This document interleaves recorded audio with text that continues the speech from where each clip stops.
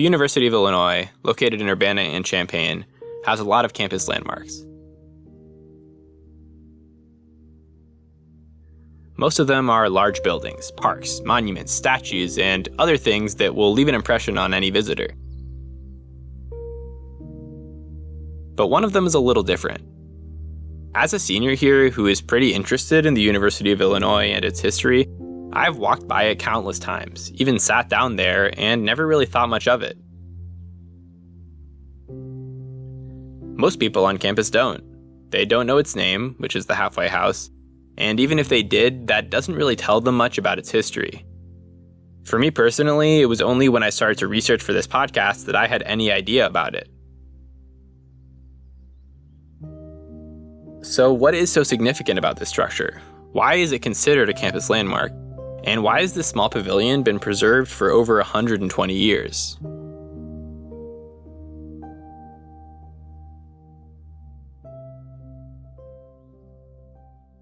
To tell this story, we need to start with the early development of public transportation.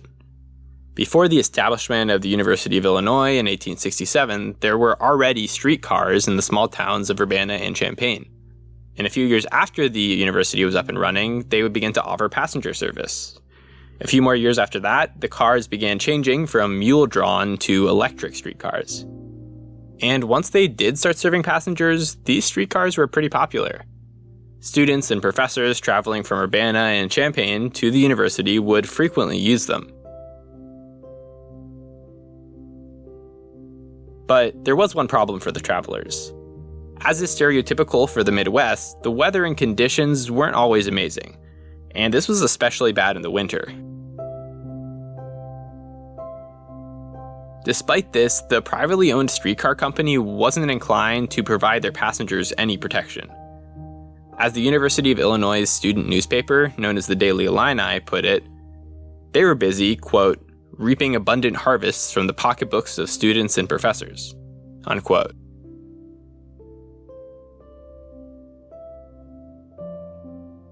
So when the private sector failed to provide refuge for the travelers, the university's board of trustees stepped in.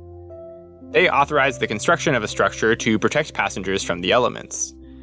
And in the first recorded reference to it, the Daily Illini described it as follows. Quote, the structure is simply a roof, held up by 3 columns in each corner. It is not a very elegant structure, but it will keep off the rain and snow, unquote. Just below the roof of the structure, the word university was visible, denoting the name of the stop it served. And as that spot on campus was then located about halfway between Urbana and Champaign, it became known as the Halfway House.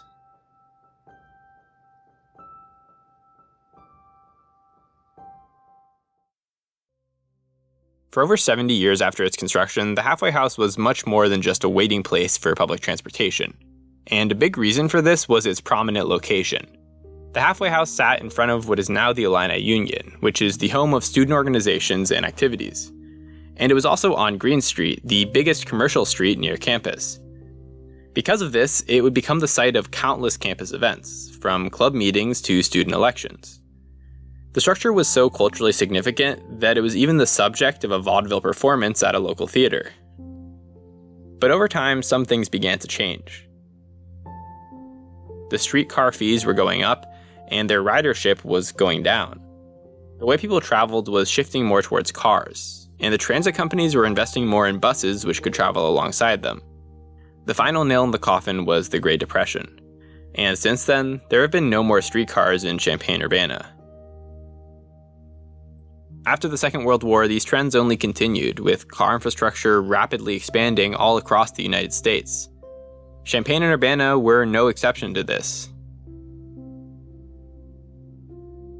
As a consequence, in 1961, without any fanfare, the Halfway House was removed from its iconic location. The space in front of the Illini Union, once reserved for streetcar passengers seeking shelter, was gotten rid of to make way for an expanded Green Street and more car traffic.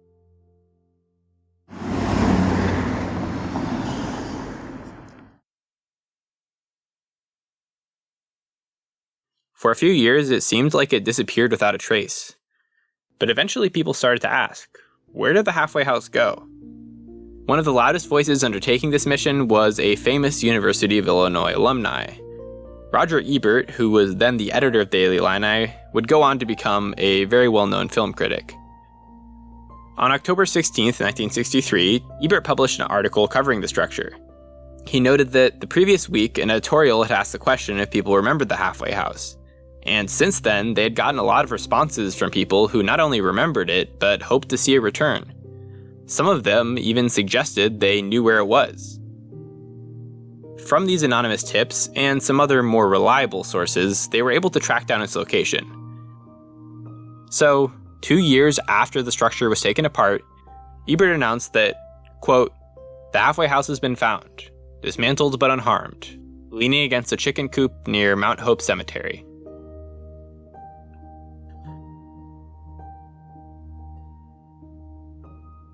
With time, Ebert and the others seeking the structure's return to campus would get what they wanted.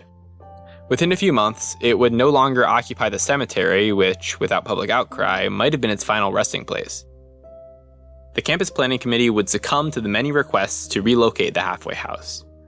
After much discussion on the new spot, it would eventually be placed between the Natural History Building and Noyes Laboratory, which was around the corner from its previous location. And this is where it sits today. This spot is less central, replacing the busy Green Street with the quieter Matthews Avenue. And while the old resting place served as a bus stop for a while, now it's mostly just surrounded by the buildings of campus and the foot traffic between them. In 2017, the Daily Illini published an article, writing about the structure's temporary absence because of renovations to a nearby building. In it, they noted that from the more than 20 students they asked about the halfway house, quote, "Not a single one had knowledge of the little landmark," unquote. So just like I did for most of my time at the University of Illinois, people have just been walking by and not really thinking much about it. But I think maybe it's time we start to change that. This small stop once served both streetcars and buses. Then it was lost for a few years because of the expansion of cars, and students had to fight for it to be returned. But now, it no longer plays such an active role in the story of changing transportation infrastructure of this country. But that doesn't mean that story is over. While Champaign and Urbana are still very much car-dominated, the mass transit district and its buses punch above their weight. And the younger generations are growing to question the car-dependent infrastructure that we now have. I hope that this little structure can be a part of that, serving as a reminder that it wasn't always just cars that roamed the streets. In doing so, the halfway house's history tells us of the ups and downs of transportation in America, and the importance of the simple sights we see every day and never give a second look.